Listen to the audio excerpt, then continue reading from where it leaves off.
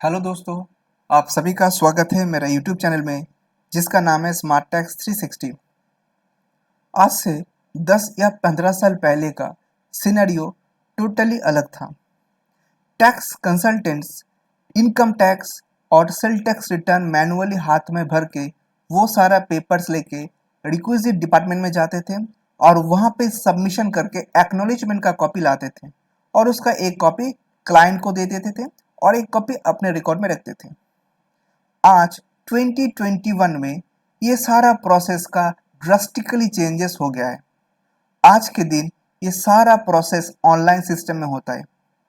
अगर आप online tax consultancy profession के बारे में जानना चाहते हैं तो आज का ये वीडियो आपके लिए बहुत ही हेल्पफुल होगा। इंफॉर्मेशन टेक्नोलॉजी आने के बाद टैक्स कंसल्टेंसी प्रोफेशन कहाँ से कहाँ पहुँच गए, आज हम लोग उसके बारे में चर्चा करेंगे। चलिए एक एक करके दो सेगमेंट को कवर करते हैं। पहला सेगमेंट है इनकम टैक्स और दूसरा सेगमेंट है सेल टैक्स या आज के दिन जो जीएसटी के नाम से प्रचलित है। इनकम टैक्स की बात करते हैं। आज के दिन income tax filing totally online हो चुके हैं, ये हम सब जानते हैं। पर प्रॉब्लम कहाँ पे है? देखिए, प्रॉब्लम ये है कि जो एसएससी है उनका इंफॉर्मेशन इनकम टैक्स डिपार्टमेंट के हाथ तक पहुंचने के लिए टैक्स कंसल्टेंट लोग ब्रिज या एक गेटवे का काम करते हैं। अब इंफॉर्मेशन टेक्नोलॉजी आने के बाद जो एसएससी है उसका सारा इंफॉर्मेशन टैक्स कंसल्टेंट्स लोग व्हाट्सएप या ईमेल के द्वारा एब्जॉर्ब कर लेते हैं। इसके लिए जो टैक्स कंसल्टेंट है वो रेस्पेक्टिव एसएससी को एक चेकलिस्ट भेजते हैं। क्या रहता है इस चेकलिस्ट में?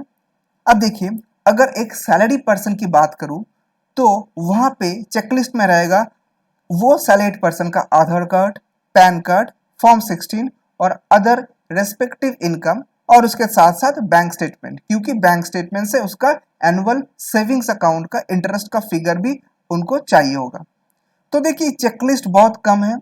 अगर एक सैलरीड पर्सन ये सारा डॉक्यूमेंट्स मेल या व्हाट्सएप के द्वारा टैक्स कंसल्टेंट को दे देते हैं तो वो रिटर्न प्रोसेस करके डिपार्टमेंट में सबमिशन कर देते हैं और फिर जो रेस्पेक्टिव एसएससी है उनसे ओटीपी लेके फॉर्म को वेरीफाई या वैलिडेट भी कर देते हैं।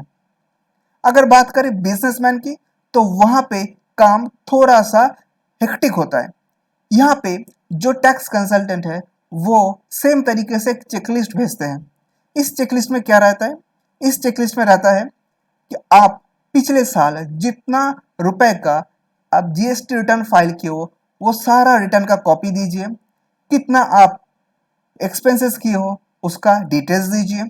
अगर आप कोई सॉफ्टवेयर में अकाउंट्स मेंटेन कर रहे हो तो वहां से एब्स्ट्रैक्ट करके आप profit and loss account balance sheet मुझे दीजिए।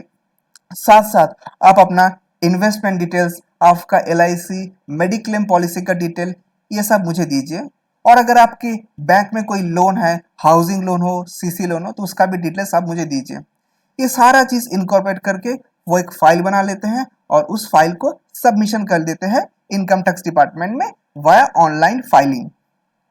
अब आप सोचेंगे काम बहुत इजी हो चुका है। देखिए, इंफॉर्मेशन टेक्नोलॉजी आने के बाद अब पेपरलेस काम हो रहा है, पर इसका मतलब ये नहीं है कि काम का बर्डन पहले से कम हो गया है, बल्कि काम कई कई बार ज्यादा भी हो गया है। मैं आपको एक छोटा सा एग्जांपल दे रहा हूँ, आपको समझ में आ जाएगा क्यों प्रॉब्लम हो रहा है। देखिए, कोई क्लाइंट है वो ईमेल में 90% डॉक्यूमेंट्स भेज दिए, पर अचानक उसके दिमाग में एक चीज आया कि वो एक चीज भेजना भूल गए। तो तुरंत वो इंफॉर्मेशन या डॉक्यूमेंट को व्हाट्सएप के द्वारा जो कंसल्टेंट है उसको भेज दिए। फिर उनको याद आया कि एक इंफॉर्मेशन देना भूल गए, फिर वो एसएमएस करके कंसल्टेंट को वो इंफॉर्मेशन दे रहे हैं। अब यहाँ पे कंसल्टेंट का काम थोड़ा सा बढ़ जाता है, क्योंकि उनको सबसे पहले सारा डेटा को जो जो वेरियस सोर्सेस से आया है, ईमेल, व्हाट्सएप, एसएमएस और भी जितने मीडिया में सोशल नेटवर्किंग, जितना सारा डेटा क्लाइंट से मिला है सबको एक जगह पे एक्युमुलेट करना पड़ता है, फिर जाके वो प्रोसेसिंग स्टार्ट करते हैं। ये तो रहा इनकम टैक्स फाइलिंग के बारे में। अब बात कर लेते हैं जीएसटी फाइलिंग के बारे में, पर सबसे पहले मैं बात करूंगा जीएसटी रजिस्ट्रेशन के बारे में। देखिए, जीएसटी रजिस्ट्रेशन करने के लिए कुछ स्पेसिफाइड डॉक्यूमेंट्स है, उसका भी चेकलिस्ट है।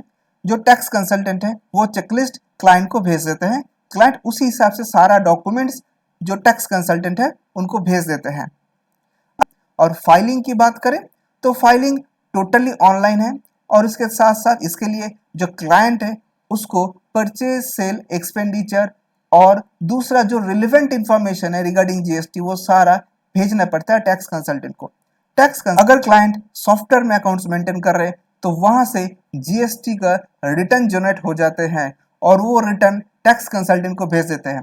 टैक्स कंसल्टेंट वो सिस्टम जनरेटेड रिटर्न के साथ बिल और वाउचर वगैरह जो है उसको कंपेयर करके देखते हैं कि वो रिटर्न सही बना या नहीं, फिर वो डिपार्टमेंट में उसको सबमिट करते हैं। तो आज के दिन कंप्यूटर आने से वर्क अराउंड द कंप्यूटर ज्यादा हो गए हैं, इसलिए आज के दिन आईटी का जितना एडवांटेज आप ले पाएंगे टैक्स कंसल्टेंसी बिजनेस में, आप उतना जल्दी ग्रो कर पाएंगे। यहाँ पे मैं एक चीज आप सबको बोलना चाहता हूँ कि अगर आप वर्क फ्रॉम होम इस कंसेप्ट को स्ट्रांगली बिलीव करते हैं तो टैक्स कंसल्टेंसी प्रोफेशन आपके लिए सही कंसल्टेंसी प्रोफेशन है, क्योंकि यहाँ पे आप आज के दिन बिना कोई ऑफिस खोले हुए अपने घर से ही सर्विस दे सकते हैं।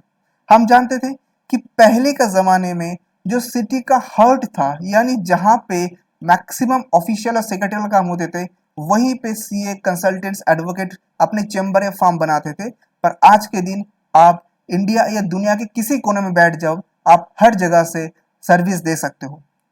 फ्रेंड्स, आई होप कि आज का वीडियो से आपको बहुत यूजफुल इंफॉर्मेशन मिला है। अगर आप मेरे से कोई भी सवाल पूछना चाहते हो regarding this tax consultancy profession, आप कमेंट बॉक्स में कमेंट कर सकते हो। आज के लिए इतना ही। Thanks for watching.